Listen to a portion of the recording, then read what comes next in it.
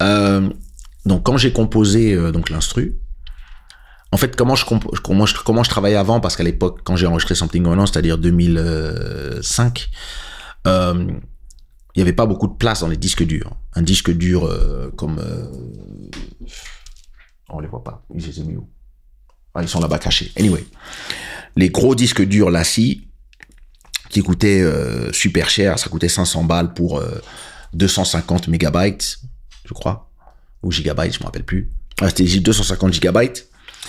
On les utilisait pour enregistrer en studio, mais comme ça coûtait, enfin c'était beaucoup pour une session d'enregistrement. Donc j'avais tendance à mettre mes sons en wave, donc en 2 pistes stéréo, que je faisais et je faisais ce mix chez moi. Juste une petite mise à plat, histoire que ça sonne bien dans mon casque ici à la maison. Enfin, à l'époque, c'était à Paris. Et qu'est-ce que je faisais? C'est que j'enregistrais la chanson au studio en utilisant la piste stéréo. Et quand c'était l'heure de mixer l'album, je prenais donc toutes les voix que j'avais enregistrées et là, je ramenais maintenant, je faisais le vidage, c'est-à-dire les kicks, les snares, les hi-hats, les guitares, les basses, tous les éléments séparés de la chanson, et je les faisais à la maison, et là je les mettais sur un disque dur, et chaque jour j'en prenais un et je le mettais sur le disque dur, j'allais au studio et là je faisais le mix, mais je refaisais le mix dans le gros studio de Section Zouk. Et donc voilà, je faisais le mix. D'ailleurs, j'ai plein de sessions de mix qui sont sur ma chaîne YouTube, kesha.tv pour ceux qui veulent voir. Donc j'étais là, allez, on mixe le kick, après on met le snare, on mixe le snare, après on met les après on met la deuxième piste de après on met le etc. Donc on faisait ça, et donc pendant que je fais ça, après, une fois que j'avais un mix qui sonnait bien, donc après je mixais les voix. Donc c'est moi qui ai mixé à partir je crois que c'est à partir du 2e album de Soumia, j'ai mixé ça, j'ai mixé l'album d'Elisio, j'ai mixé tous mes albums à partir du 4e, à partir de African Bohemian, j'ai mixé Mika Mendes, j'ai mixé Isa, j'ai mixé Grand Maki, j'ai mixé tous mes morceaux de coupé décalé, etc. Bon, c'était ça le truc. Et quand c'était l'heure de mixer Something Going On, je sais pas ce qui s'est passé sur le programme que j'utilisais à l'époque, qui s'appelait Digital Performer. Eh ben, le fichier, quand j'essayais de l'ouvrir, ça m'a dit fichier corrompu. Et j'ai fait, oh merde. Oh. Et donc, impossible de mixer le son parce qu'on n'avait pas les pistes séparées. Donc, on n'a pas pu emmener le son. Oui, Nelson aussi. On n'a pas pu emmener le son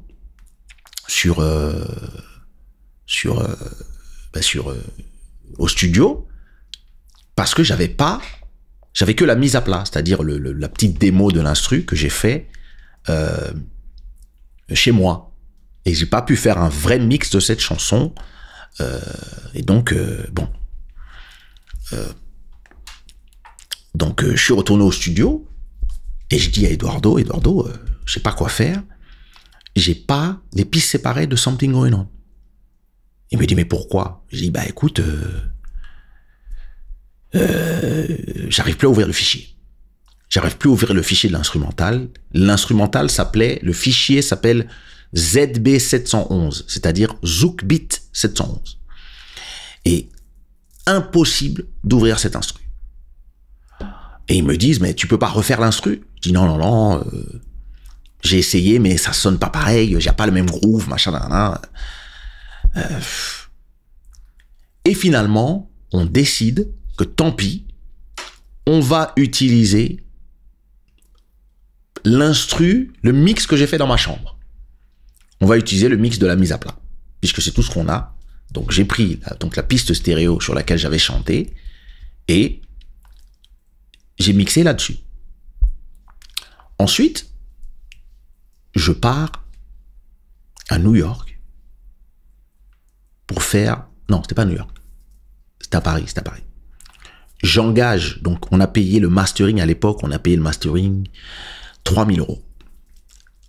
Peut-être même 5 000 € parce qu'on a utilisé une grosse compagnie de mastering. Donc le mastering, c'est quand tu as fini tous les mix, tu fais...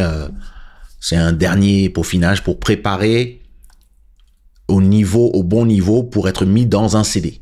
Et tu vas créer donc un master qui est la copie originale du CD.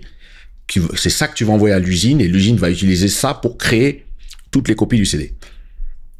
Et donc, à l'époque, je décide de masteriser avec Masterdisk, qui est vraiment c'est les trucs qui sont utilisés par les Américains. Masterdisk, ils ont masterisé de Michael Jackson jusqu'à 50 Cent, jusqu'à Biggie. Enfin, c'est vraiment Masterdisk. Donc moi, j'ai dit non, moi, je veux la qualité au niveau du son. Je vais utiliser Masterdisk. Et à l'époque, comme je savais que le son qui était mal mixé, enfin qui n'était pas mixé en fait, c'était Something Going On, donc je l'avais mis gratuit sur Internet. J'avais créé une adresse secrète qui s'appelait kesha.com/Goldorak. Et quand tu allais sur kesha.com/Goldorak, tu pouvais télécharger gratuitement Something Going On. Parce que je savais que c'était un son qui était mal mixé et que donc il allait pas... on n'allait même pas le mettre en avant.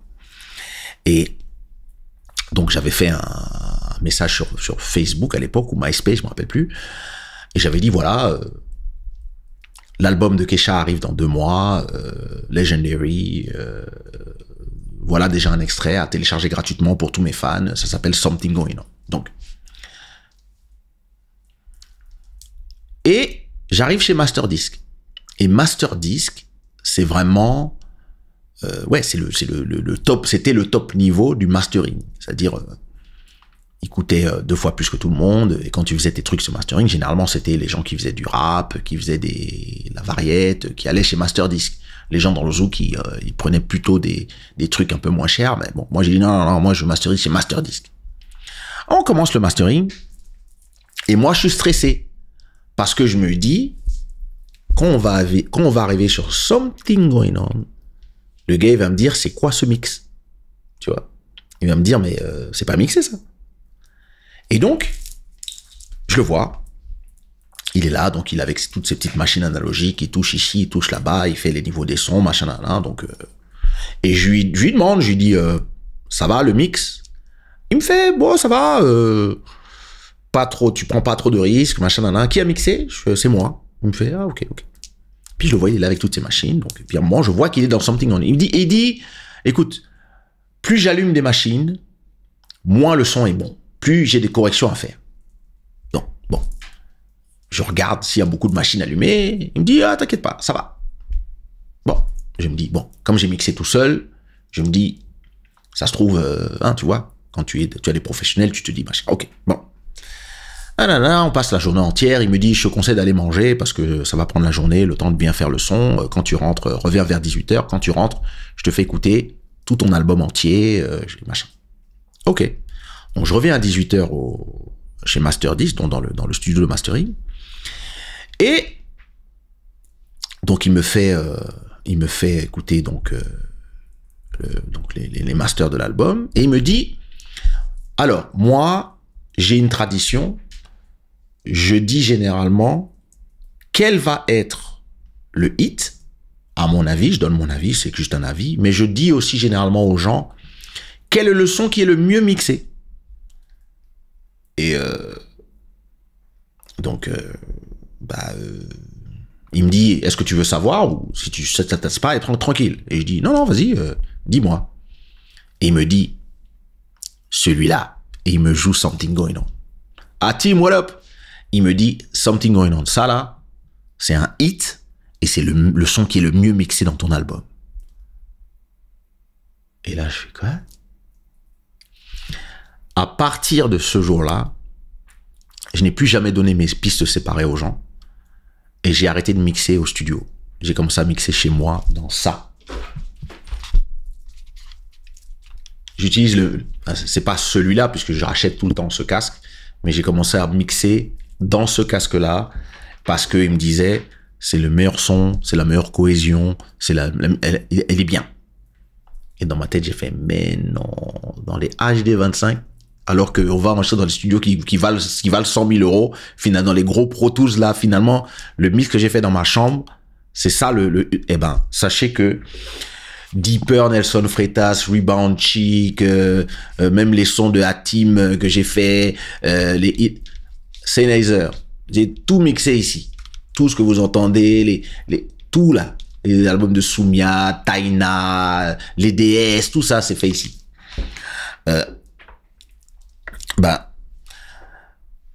Parce qu'il y a quelqu'un qui m'a expliqué que non. Et je lui ai dit, mais vous savez, je lui ai expliqué, j'ai dit, vous savez, ce son-là, voilà, nanana. Et ben, il m'a dit, votre mix est mieux fait dans votre chambre. Ce qui est normal, puisque c'est toi qui fais les instrus, tu sais. Et j'ai fait, ah ouais. Et à partir de ce moment-là, c'était fini. Ouais, on peut avoir les pistes séparées pour mixer. Voici le mix. Voici le mix de l'instru. Et c'est comme ça que... et donc, Something Going On, quand je suis allé au Portugal, c'était devenu un hit, parce que ça faisait 2 jours que je l'avais mis en sacrifice, et parce que je pensais que ça allait être d'autres chansons. Donc finalement, Question My Heart a été un hit, mais Something Going On, c'est devenu un des plus gros hits, mais c'était la chanson avec laquelle je commençais mon show. Jusque 2020, c'est-à-dire 17 ans après, quand TikTok a fait réexploser la chanson.